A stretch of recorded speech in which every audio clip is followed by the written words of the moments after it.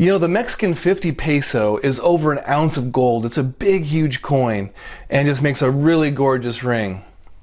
This one's a little bit smaller.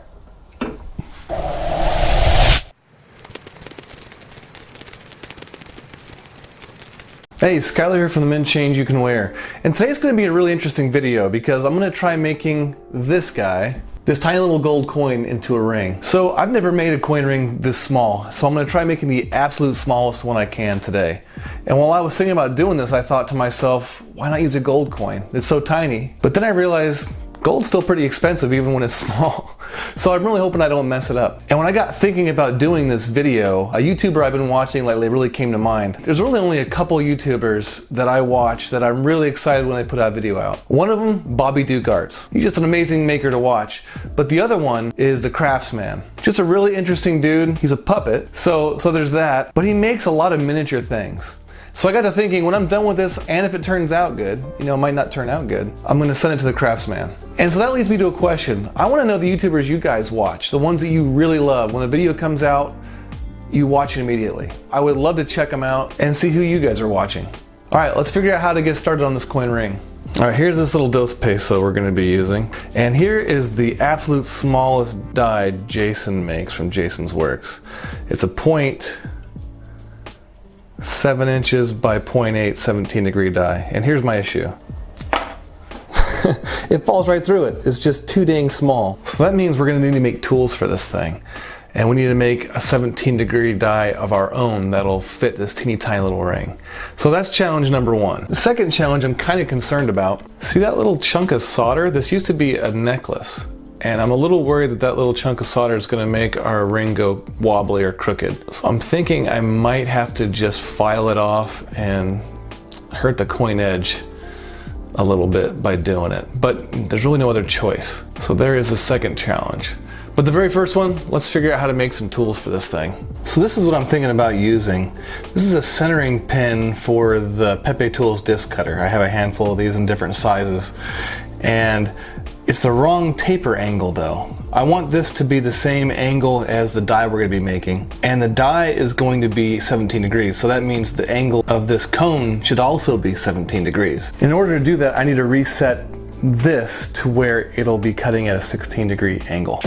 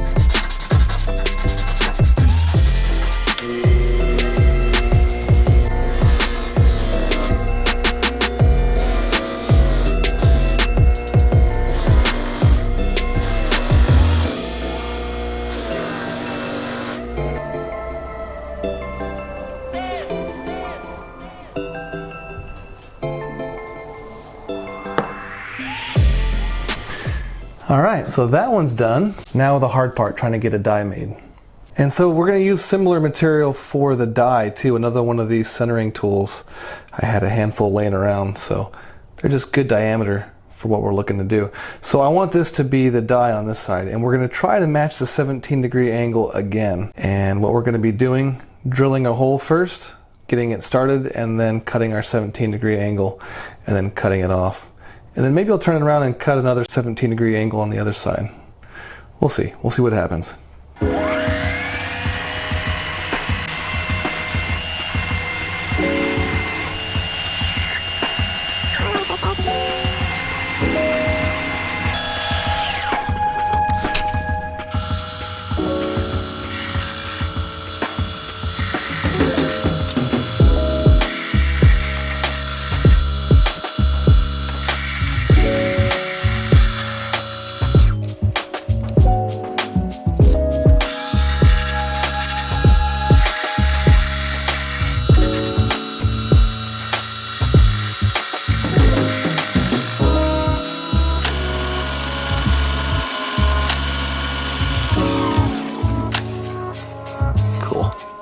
Alright, so now what we need to do is sand this thing down and polish it out.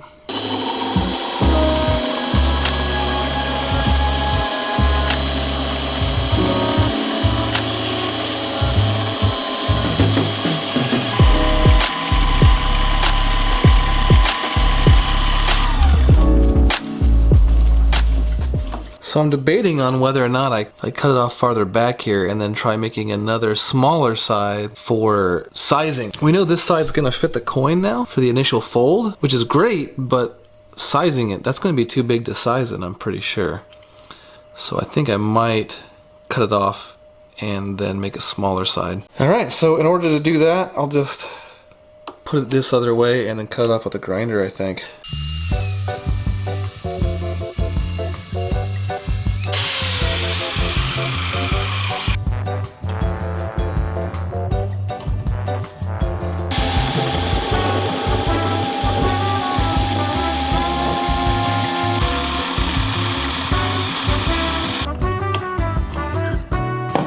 Check it out, a little baby die.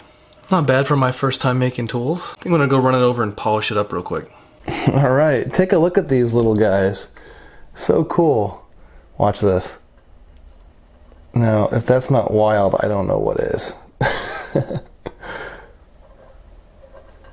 Those are so small. But this little teeny tiny coin we're gonna be using, look at that thing next to a penny. It does fit it perfectly, like it should. And I am guessing this other side, which is a little bit smaller, should be good for sizing it in. So that would be the hope. And to be honest with you, I spent all day making these little things yesterday. So I gave them a test run, and I assumed that they were hardened from, because they were being used in tools before. But I did overpress this one and hit the bottom of the plate, so the tip of it's bent a tiny bit, and I accidentally hit it against the bottom of the die and got a scratch on the side of it. But other than that, it's going to do all right. I think it'll still be fine for what I'm trying to do. I just have to be more careful with it. I'm assuming if I were to harden these, it'd be a whole lot better. But to be perfectly honest, it's kind of a one-time thing. I'm not too worried about it. So I'm just going to go ahead and go with it. And plus, I'm a little worried I'd screw them up somehow. So now that we have these made, it is time to start turning our attention to this guy. So we have to get a perfectly centered hole. But in order to do that, we can't have that little chunk of debris on there because it's going to throw our centering efforts off. And the smaller you get, the more exacting it needs to become. So that's going to be really difficult getting this thing centered right. So I'm going to attempt to file that off.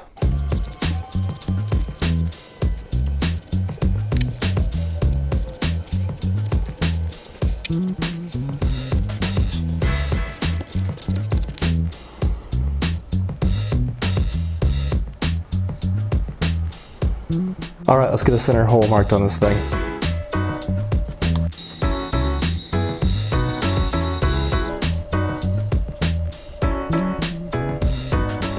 All right, So in order to cut this hole, we're going to be using my Pepe Tools disc cutter, and I'm going to be using a 1/4 inch hole.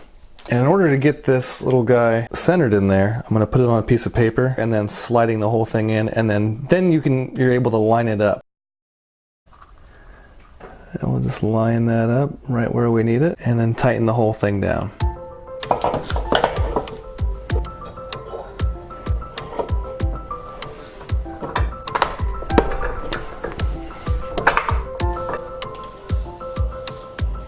Time to deburr that hole and sand it, and then we'll get it annealed and get it folded.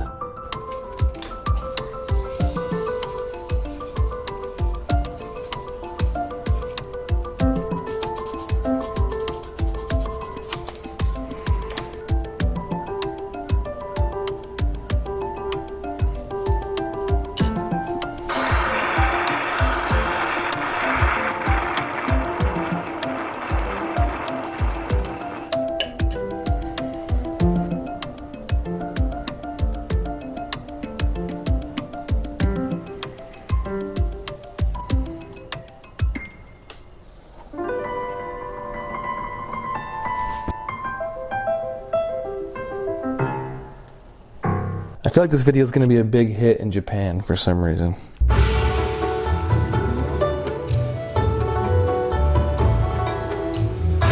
Last time I bent the end of my cone because I pressed it right down and it hit the bottom of this. So what I'm going to be doing now is elevating it. I've got just a random ring on my desk, throw it up there, and then I have a blank that'll allow this to sit on top, and now this can pass through without hitting anything.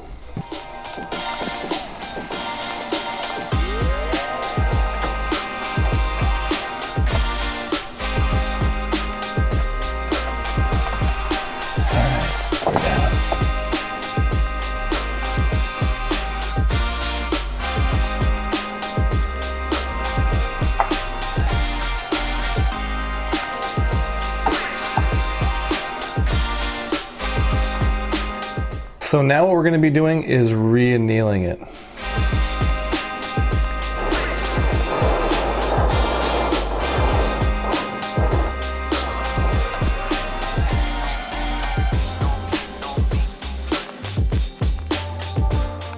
Alright, now we have this little teeny tiny guy, and we need to start sizing it. You know, everything I normally say is never put it right into a die and start sizing it after you fold it, because it'll go crooked. And I know it will, but I don't have very many options because it's so small, it won't go on my ring stretcher. But then I got to remembering I had this little teeny tiny mandrel I bought a long time ago for some other purpose. I think for the dime video I did a long time ago.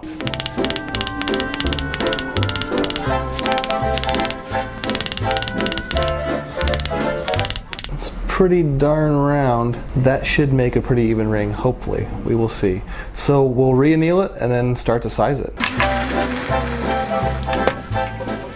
So this was the big side of the die that we folded it in. So now we're turning it around to the smaller side of the die, and then we're putting this coin edge side facing down in the die to start to get rid of that cone shape and size it. And I'm putting some Pepe Lube on it again. I just want to make sure for sure, since it's so small, that it's got as little resistance as possible. Ooh.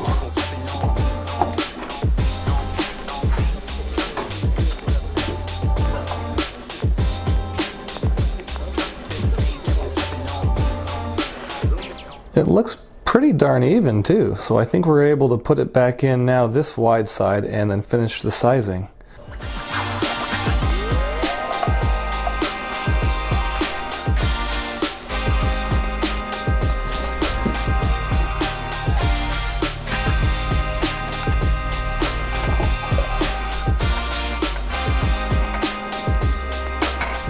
That'll about do it right there. And what I'd be normally doing now is deburring that cut side, or the coin edge side, and the cut side to make sure it fit comfortably.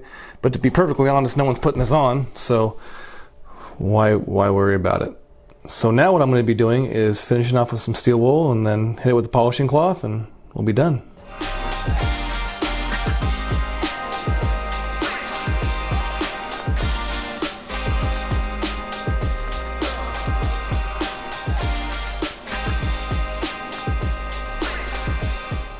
Alright, it's finally done.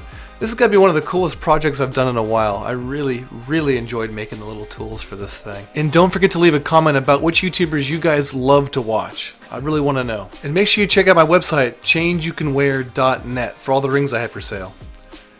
Alright guys, thanks for watching. I'll catch you next time.